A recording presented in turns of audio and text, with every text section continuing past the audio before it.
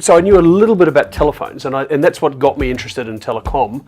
And then I started to realise that the more you looked at telecom, I mean, they were charging $42 a month for a speakerphone. That was ridiculous. So we went round. Initially, I teamed up with a mate of mine who had some capital, and we bought a whole bunch of phones and we went and rented them cheaper. And then we got pretty good at that. You know, we actually formed a very well defined and put together sales model, and we just killed telecom. We'd go out there and say to a customer, so what is it you want? What do you need?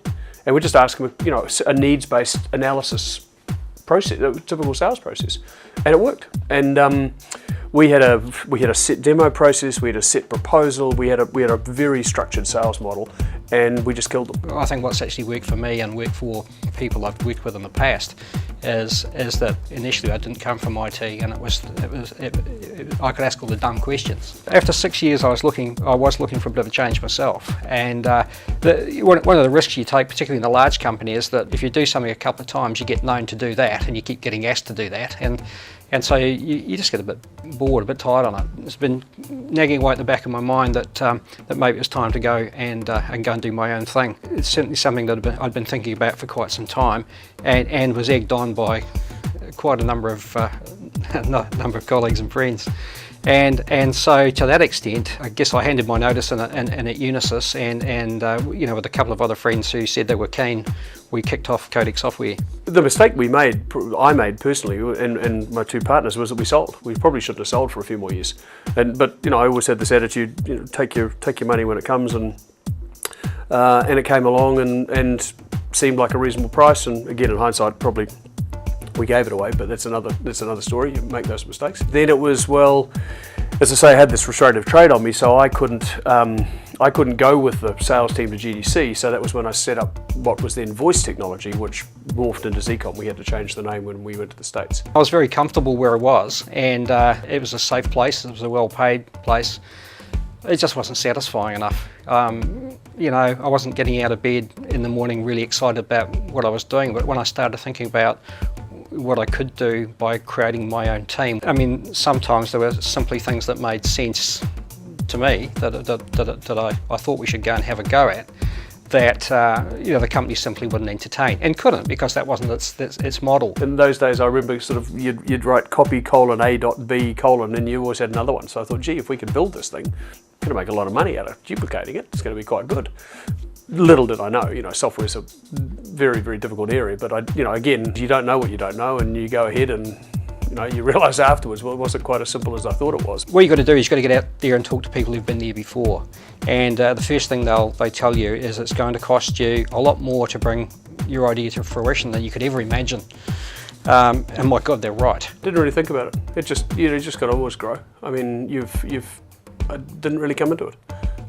We were just always growing. You know, we formed an office in Wellington, we formed an office in Christchurch, you know, and it just was always going to happen. You've got to back yourself.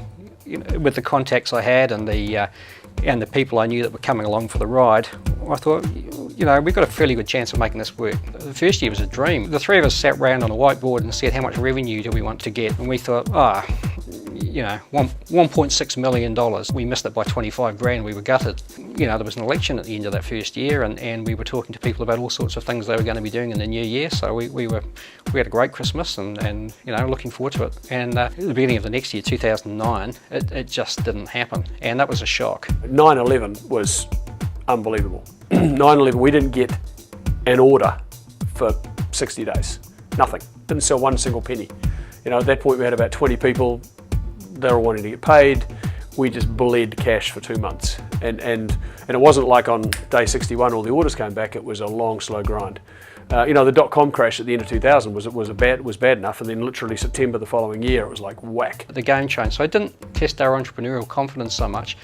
What it did is it caused us to realise we might run out of money. You got to pull the team together and say, here's the challenges we're focused. Well, you've just got to have a plan. You know, I mean, I've sort of got this attitude that there's no point in worrying about things in the middle of the night. You got to have a plan, and we had a plan. We knew we could do it. It was just a question of how long and how much money it was going to take. We were lucky that we were well funded by AMP, and you know, without I say to them, they're not a natural investor when you look at them now, but boy, without them we wouldn't be here. You got to commit, and you know, if finally all the options have gone, if all the options have gone, then you've got to consider what plan B is. But if you stop then to start thinking about what plan B is, you start to defocus, you know. We found that we were trying to do too many things, for instance, and we just had to pull back and focus on the ones that we knew were working well. When we first started again in New Zealand, we had to do everything. So we built the software, then we had to go and install it, put the services around it. From the telephony background I'd had, maintenance contracts weren't a big thing, but in software they were, so that was a bit of a mindset change that we had to take on board, and started charging for whatever you want to call it, maintenance, software assurance or whatever, and that's frankly now the lifeblood of the company. I mean, without the very significant recurring revenue we get from that, we'd be out of business. It's constantly challenging your own beliefs, your own paradigms, and saying, there's always room for improvement. When I look back on those years, would I do it again? There were definitely times that I thought hard about it. You know, you need a lot of tenacity. You know, you need to be, and at the time, I don't know, I didn't think about how hard it was. It was just like, okay, we got to keep going. You have small failures. It's like, it's all right to lose the battle, but don't lose the war.